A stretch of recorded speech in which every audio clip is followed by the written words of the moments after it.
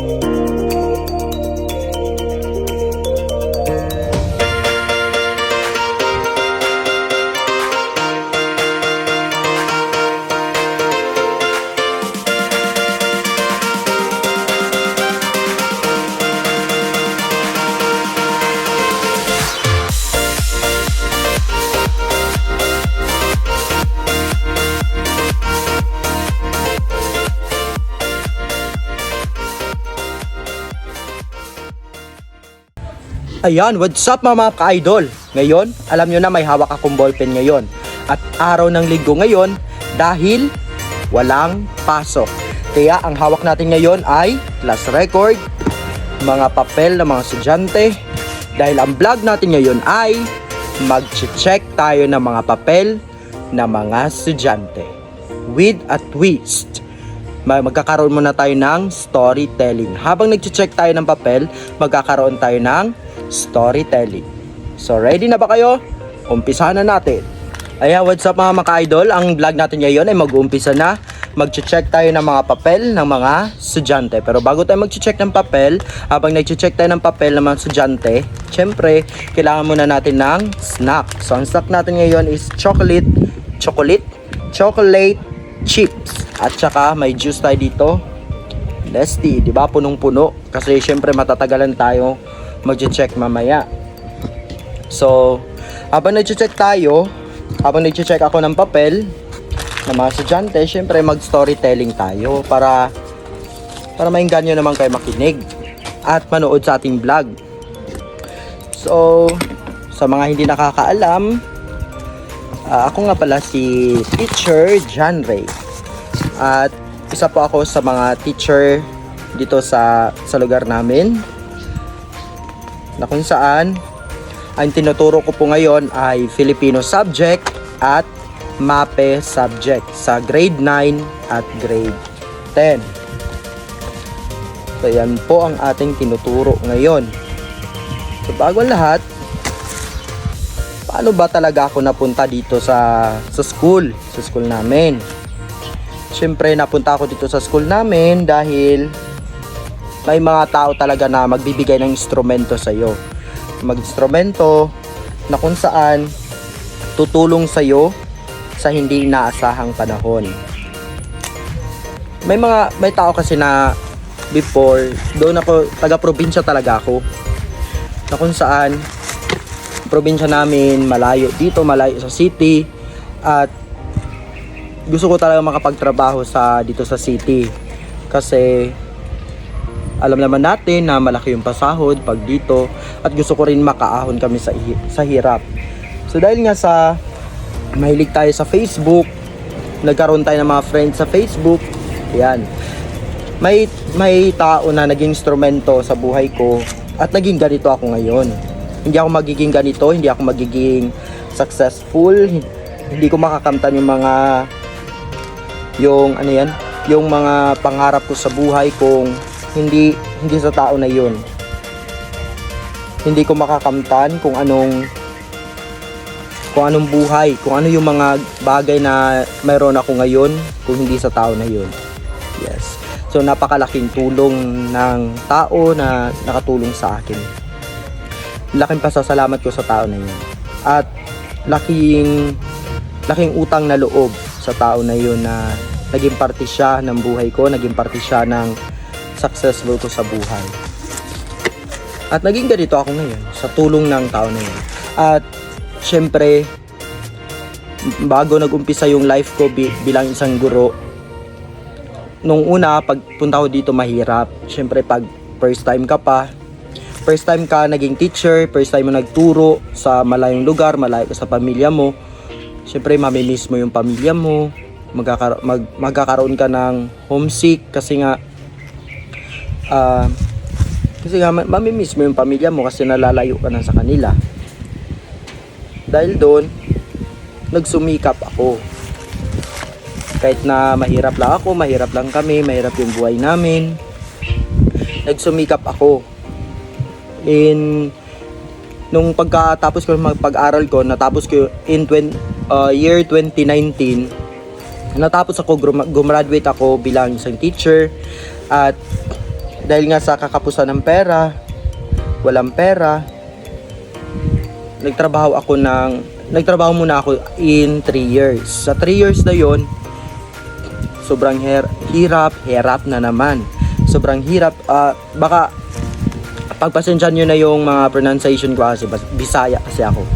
Kaya medyo nabubulol talaga ako sa Tagalog. Yan. Minsan sa English din. Yon. So, nung napunta ako dito, year 2019 din, pag-graduate ko, meron agad tumulong sa akin. So, malaki talagang tulong.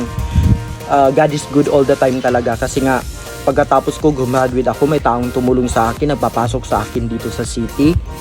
At, syempre, unang-una kapag probinsyano ka, mahirap. Mahirap ang buhay kapag nasa probinsya ka. Bakit? Iba yung buhay sa city, iba yung buhay dito sa probinsya. Iba-iba yung buhay. Minsan, hindi mo masasabayan yung trip ng iba, hindi mo masasabayan yung trip nito kasi meron kang ganito ganyan. Mahirap hanggang sa na-adapt ko na rin yung ganung pag-uugali. Na-adapt ko na rin yung ganun. Pero may sometimes din na minsan hindi mo ma-adapt, hindi mo sila masasabayan, pero ginawa ko naman din lahat ng bagay para masabayan sila. So dahil doon, pag-graduate ko, hindi muna ako nag-take ng exam kasi nga exam sa LET, Licensure Examination for Teacher. Hindi muna ako nag-take kasi nga sa kakapusan namin. Actually, gustong-gusto ko mag-take ng exam. Pero dahil nga sa kakapusan, maraming kulang sa budget. Yun. Ang ginawa ko, nagtrabaho muna ako dito sa city. Pagtrabaho dito sa city, nag-ipon ako ng pera. Nag-aral muna ako ng masteral ko. Sa awa ng Panginoon, nakapagtapos din ako ng masteral ko in the year 2022 at year 2022. Excuse me. Pinagsabay ko rin yung pagre-review at pag-aaral ko kasi that time doon ko na napagtanto na kailangan ko na mag-take ng exam. kailangan ko na mag-take ng exam kasi 3 years na ang lumipas, hindi pa rin ako nakapag-exam. Kaya ang ginawa ko, pinagsabay ko, sobrang stress. Stress sa pera, sa pinansyal, sa utak, at lahat, lubog na lubog ako nun. Utang dito, utang doon, kasi syempre pinagsabay ko yung pag-aaral ko. Alam niyo yung pag-aaral ng masteral, malaki masyadong bayad. Tapos pagte-take pa ng exam, mahirap, mag-review ka pa. Alam niyo ang review ko, pag-review ko, mag-gising ako niya na maaga, 7 a.m. Sa 7 a.m. na yan, kailangan tapos ko na lahat ng trabaho ko. Kasi that time, thankful din ako that time. Kasi wala pa yung klase, mga July, August, closing namin yun, wala pang klase. So thankful ako that time kasi maka-review talaga ako. So ang ginawa ko, walang mintis talaga ang pagre-review. Every umaga, gising ako niyan 7 a.m. Tapos pagising ko ng 7 a.m, kailangan tapos ko na lahat ng trabaho ko. Tapos ko na lahat. After nun, pagkatapos na lahat ng trabaho, yan, punta na ako doon. Punta na ako sa area kung saan ako mag-aaral. Hanggang 11 yun siya, hanggang 11. Ang pahinga ko lang kain. After kain, balik na naman, study na naman. Araw-araw talaga yun siya, walang mintis.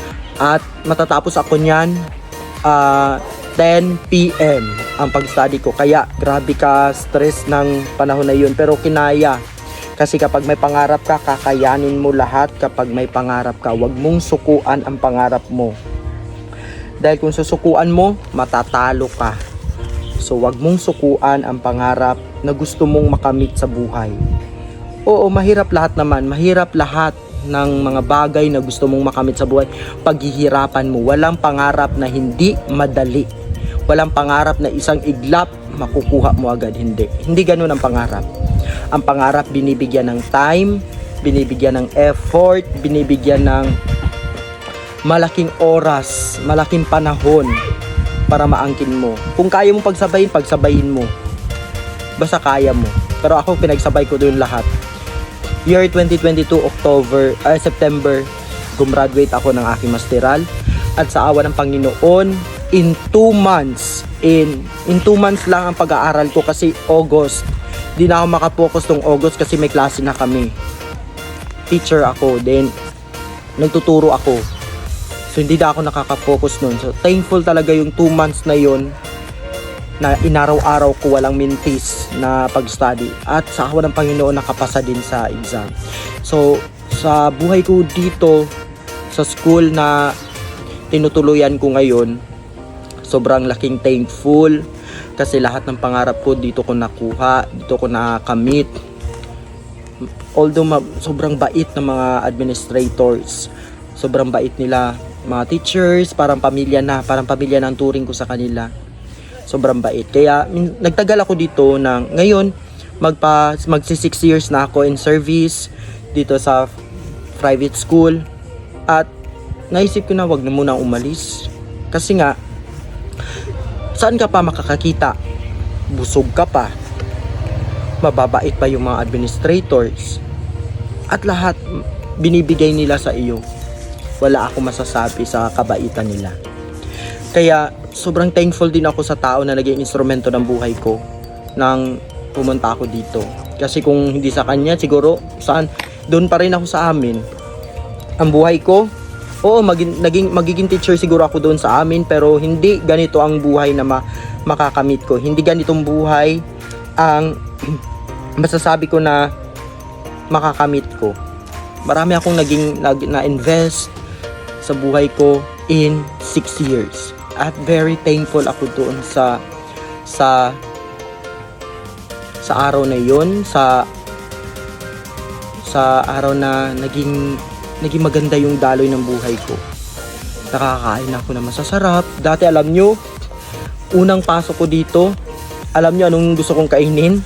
Kasi napapanood ko lang sa TV dati, yung cornetto na ice cream. Yung corneto na yun, napapanood ko siya sa TV. Sabi ko, masarap kaya yan? Tapos, sinamahan kasi ako ng mama ko nung nandito kami, nung nag-apply na akong pagka-teacher. Sinamahan niya ako. Sabi ko, na, habang pumapasok kami sa mall, hindi na ako nakakatapos nito. Kwento na ako ng kwento. Nung pagpasok namin sa mall, sabi ko sa nanay ko, ma, gusto ko ng... Kasi, matanda na kasi ako, pero nagaganahan pa ako. Sabi ko, ma, gusto kong kumain ng ganito, gusto kong kumain ng ganyan, ice cream na corneto, kasi never ko natikman sa buong buhay ko.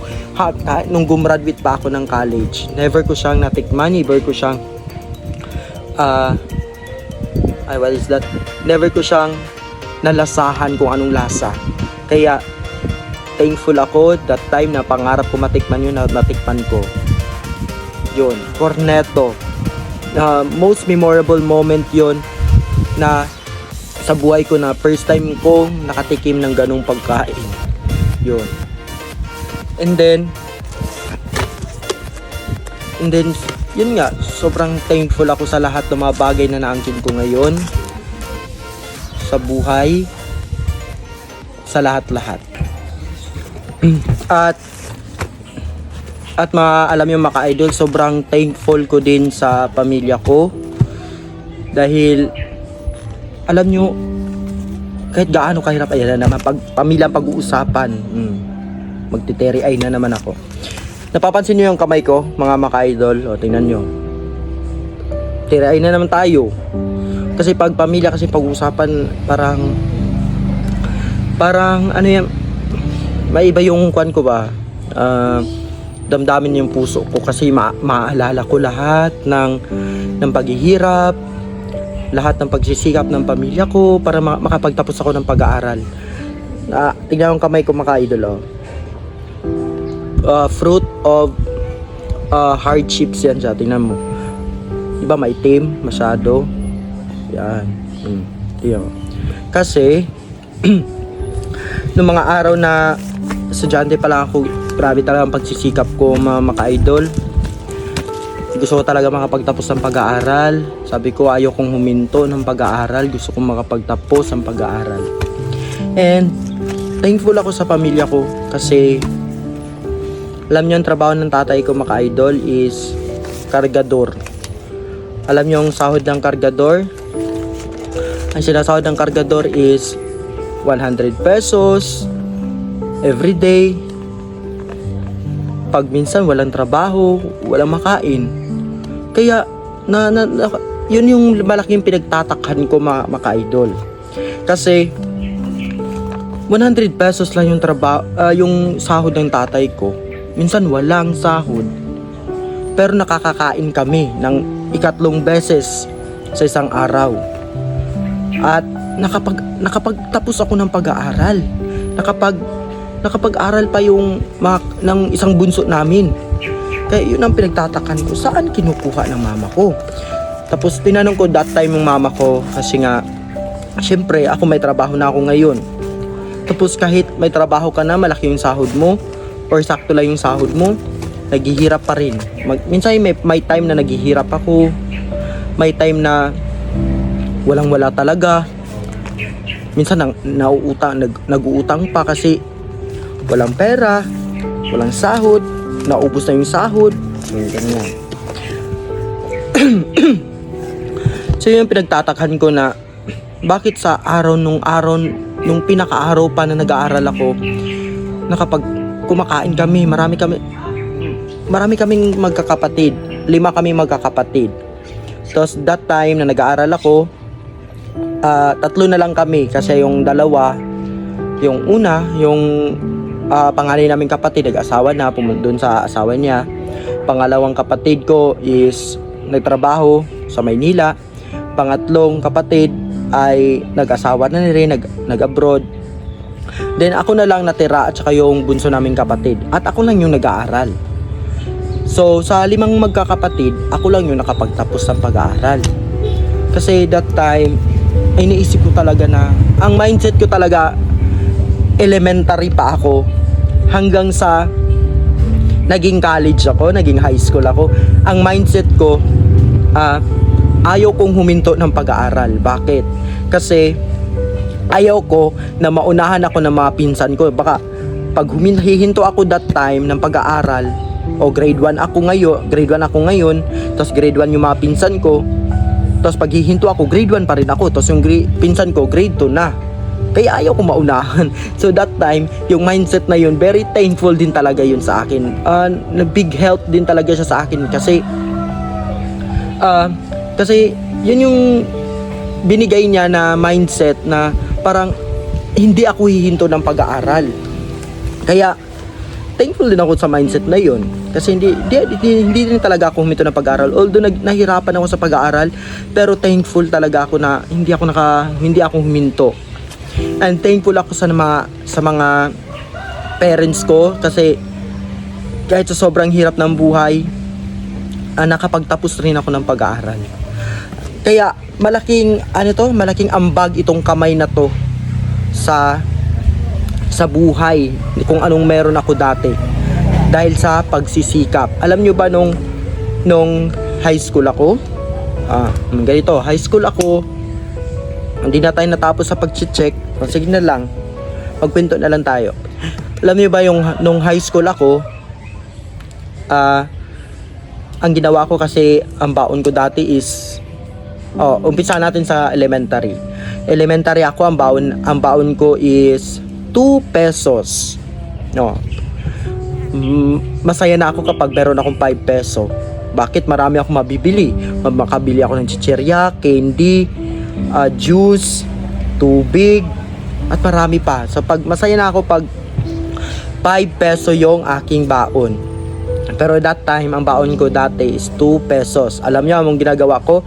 Bili ako ng chicherya na isa and ice water na isa. Pero hindi ako nagbabaon dati.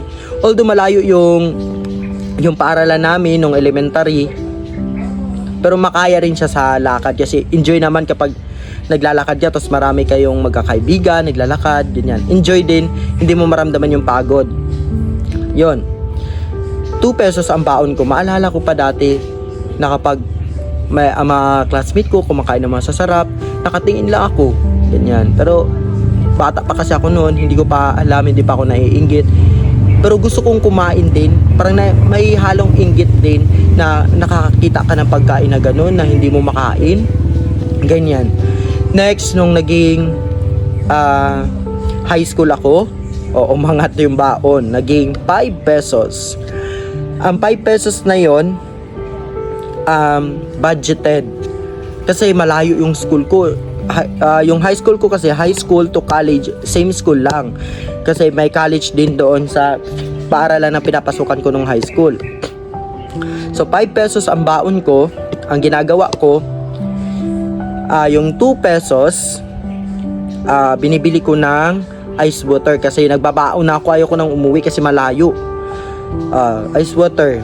Tapos yung 3 pesos, binibili ko siya ng biskwit na makain. Yan. So 5 pesos ang baon ko nun. And thankful pa rin kasi nakaraos sa buhay. Then nung college, dito na. Nung college, before ako nag-high school, ang ginagawa ko, tinutulungan ko rin every Sabado at Linggo. Tinutulungan ko yung parents ko kasi yung parents ko is tatay ko, kargador. Tapos yung nanay ko, tinutulungan din yung tatay ko para may ahon yung kahirapan namin sa buhay. Ang ginagawa kasi namin, nagalugit. Ano yung lugit?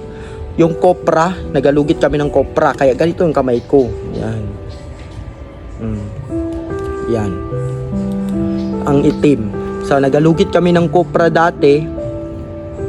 Tapos walang bayad yun. Pero yung baon ng niyog, yun yung bayad sa amin. Kasi ginulugit namin siya. Tapos yung baon ng niyog, yun yung kinukuha namin. Yun yung sa amin. Ngayon, ang ginagawa namin sa baon ng niyog ay ginagawa naming uling. Pagkatapos magawa namin ng uling na yon, ayun, binibenta namin. Doon kami nagkakapera. Hanggang sa, yun yung trabaho ng nanay ko at tatay ko simula nung high school, elementary, hanggang naging college ako. doon ako nairaos sa mga magulang ko. Kaya sobrang thankful ako sa mga magulang ko kasi sa gaano kahirap ng buhay, nairaos namin, nakapagtapos ako ng pag-aaral. Yun. Then, naging college ako, doon ko na rin nalaman na, ay, sobrang hirap ng buhay. Ang baon ko 20 pesos. O, di ba, umangat na. Ang baon ko 20 pesos. Kasi malayo kasi yung school namin, kailangan mo pa magsakay ng motor, ang bayad namin 10 pesos kapag ikaw lang isa, pero pag may kasama ka 5 pesos na lang. Kaya naghanap talaga ako ng kasama na ng papunta ng school para 5 pesos lang yung mabayad ko at may matira sa akin na 15 pesos. Nagbabaon kasi ako noon. So, yun. Tapos minsan di pa ako nakakabayad ng mga bayarin sa school. Bakit? 15 pesos yung yung baon ko. Ngayon, kapag may mga Xerox copy, mga photocopy na ibibigay yung teacher, hindi ako nakakakuha. Bakit? Wala na. May photocopy sa isang subject, may photocopy dito sa subject, yun, wala na, ubus ang pera. Minsan, naubusan pa ako ng pera dati doon sa baon ko kasi nagamit ko siya sa pambayad-bayad doon sa mga Xerox, sa mga photocopy. Ngayon, wala akong nabaon, wala akong tubig, wala akong pang-inom. Paano na yun? Ngayon, nagutang na lang ako doon sa classmate ko. Sa pag-utang na yun, nakaraos din. Then, nung college ako, first year college, doon ko naisipan na, syempre, dati wala pa akong cellphone. Kaya nagtrabaho ako nung first year college ako. Nagtrabaho ako. Nung walang pasok, closing namin, nagtrabaho ako bilang babysitter. Alam niyo yung babysitter? Tagabantay ng bata. Nagtrabaho ka ng ganun. Ang sahod ko 2,000 every month, pero 1 month lang ako kasi grabe. Akala ko babysitter lang ang trabaho ko, pero lahat. Tagwalis, hugas ang plato, maglaba, lahat. Parang all around ng trabaho ko. Pero kinaya ko rin kasi gusto ko talaga magkapera. Tapos alam nyo, ang ginawa ko sa pera ko, binili ko ng cellphone. Yung dati, sikat na kasi yung Cherry Mobile na touchscreen. Tapos galaglag masyado. Yan. Very thankful ako doon. Bakit ako bumili ng cellphone? Bakit ako nagtrabaho ko para sa cellphone? Bakit? Kasi nakakatulong dati ang cellphone kapag mag-research, may mga information yung mga teacher mo na hindi mo alam kung ano yung sasabihin nila, ano yung mga gagawin ninyo kasi wala kang cellphone. Kaya yun ang ginawa ko, bumili ako ng cellphone kasi sa hirap ng buhay namin hindi makakabili ng cellphone ang nanay ko, ang tatay ko kasi kargador lang. Kaya ang ginawa ko, yung pera na pinagtrabahuan ko, pinili ko ng cellphone. Ngayon, naging second year college na naman ako. Ang ginawa ko, para makabaon ako ng malaki, makabayad ako ng ganito, is trabaho ako bilang labor, kargador din. Nagkargador ako sa isang grocery store. Nagkargador ako, tapos pag may mga kinakarga kami, yan, naging kargador din ako. Tapos yung pera na yon, yung suhol ng pagkakargador mo, hahatiin pa yun sa mga kasama mo. For example, nagkargador ka ngayon, tapos may kasama kang 5 tao. Tapos ang bayad sa inyo is 200 pesos sa bayad doon sa pagkakargador. I-divide pa yun siya sa 5 tao. O ilan na makuha mo? Pagod ka pa, kunti pang nasahod mo. Ngayon, habang nagkakargador ako, nagtatrabaho din ako sa auntie ko sa grocery niya. So ang sahod ko doon, kasi ang sahod ko every Saturday at Sunday ako nagtatrabaho. And then, ang sahod ko is 70 pesos. Kaya nagsa-sideline ako kapag may mga kargador, nagsa-sideline ako para madagdagan yung 70 pesos na yon. So ang sahod ko doon 70 pesos. Yun yung pinanggamit ko, pinangtustos ko sa pag-aaral ko, pambaon ko, pambayad sa mga ganito ganyan. Yun. At nakasurvive din sa awa ng Panginoon. At lahat ng paghihirap na yun ay malaking impact siya sa sarili ko. Kasi kapag dito may mga estudyante ako na humihingi sa akin ng baon, sir, pahingi ng 5, sir, pahingi ng ganito, sir, libre mo ako. Kahit wala akong pera, kahit kukunti na lang yung pera ko, binibigyan ko. Kasi alam ko gaano kahirap ng buhay. Alam ko na alam ko yung nararamdaman ng mga tao na mga bata na walang ganito, hindi nakakain ng ganito. Kaya binibigyan ko kahit wala na akong pera, kahit kukunti na lang yung pera ko, sige, bibigyan ko. Kasi alam ko, naramdam ko kung anong meron, anong buhay na mayroon yung mga batang ganun. May isa pa akong estudyante dati na naawa talaga ako kasi lumapit talaga siya sa akin. Sir, sabi niya, sir, wala akong pamasahe pa uwi kasi paawang pa siya. Malayo, Awang. Malayong barangay yun. Tapos malayo kasi itong school namin sa Awang. So wala daw siyang pamasahe. Ngayon, lumapit siya sa akin. Humingi siya ng pamasahe. Sir, bigyan mo ako pamasahe, bayaran ko lang. Sabi niya. Kaya, ang ginawa ko, hindi ko na pinabayaran sa kanya. Binigyan ko na lang siya ng pamasahe. Binigyan ko na lang siya para makauwi siya. And one time, isa rin sa mga pumukaw ng damdamin ko, may isang estudyante ako. Nag-enroll yung nanay niya. In-enroll siya. Ngayon, doon talaga parang mangyak-nyak ako pag naramdaman ko, nakita ko yung ganun. Kasi may isang parent kasi na nag-enroll sa anak niya. Tapos, binalot ng panyo yung pera. Ay, sabi ko, ma'am, ano yan, ma'am? Sabi niya, ay, sir, ito na yung pambayad ko. Pagtingin ko, puro tag 5, tag 10, mga coins lahat. Kasi nga, yung pera daw yun, inipon ng nanay para sa pagpapa-enroll ng bata. Kaya, mga ganong sitwasyon, naiiyak ako.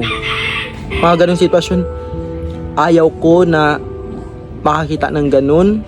Kasi maiiyak ako kasi maalala ko yung buhay na kung anong merong buhay kami dati. Kahit ngayon man, ganun pa rin ang buhay namin. Pero hindi naman sa ganun. Hindi siya medyo gaya ng dati, medyo nakakaahon kasi nakakabigay din man ako konti sa nanay ko, sa pamilya ko. Pero pag mga ganung sitwasyon, ayaw ko siyang pag-usapan, ayaw ko na siyang kuhan kasi maiiyak talaga ako. Minsan pag mga ganyan, may mga lesson ako sa mga students ko. Lesson ako about sa pamilya.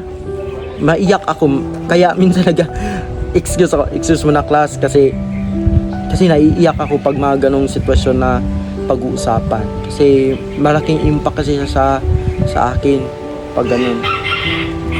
And then one time, nung isa sa mga nagpapaiyak talaga sa akin ay nung papunta ako dito sa school, nung papasok na ako, first day of school ko. Doon muna ako sa amin sa probinsya namin. Ngayon, pagsakay ko ng sasakyan kasi papunta na ako dito, sinundan pala ako ng papa ko. Tapos yun ang mga big impact sa buhay ko na parang maalala ko siya, maiiyak talaga ako pag naalala ko yun. Kasi nung sinundan niya ako, yung inipon niya na 150 pesos, binigay niya sa akin. At sabi niya, inabot niya. Sabi niya, sa'yo na to. Mag-iingat ka doon. At sabi niya, mag-iingat ka doon. Alagaan mo yung sarili mo. Kasi ikaw lang doon mag-isa. Binigay niya yung 150 pesos. Tapos yung 150 pesos, nakita ko, lukot na lukot. Kasi inipon niya pala yun. Kaya, pag naalala ko yun, maiyak ako. Sabi ko, soon, balang araw, na kapag ako naman meron, ibibigay ko lahat. Kaso, mahirap pa rin kasi ang buhay. Kahit nandito ka sa city, alam mo, kahit teacher ka dito sa teacher ka dito sa city. Tapos sabihin ng mga tao, ay mapera na yan kasi teacher na yan, may trabaho na yan. Hindi, mahirap pa rin. Ano yung pambili mo ng pagkain, pambayad mo ng renta, pambayad mo ng ilaw, pambayad mo ng tubig, lahat lang din doon mapupunta. Tapos may pagkain ka pa araw-araw. Mahirap ang buhay.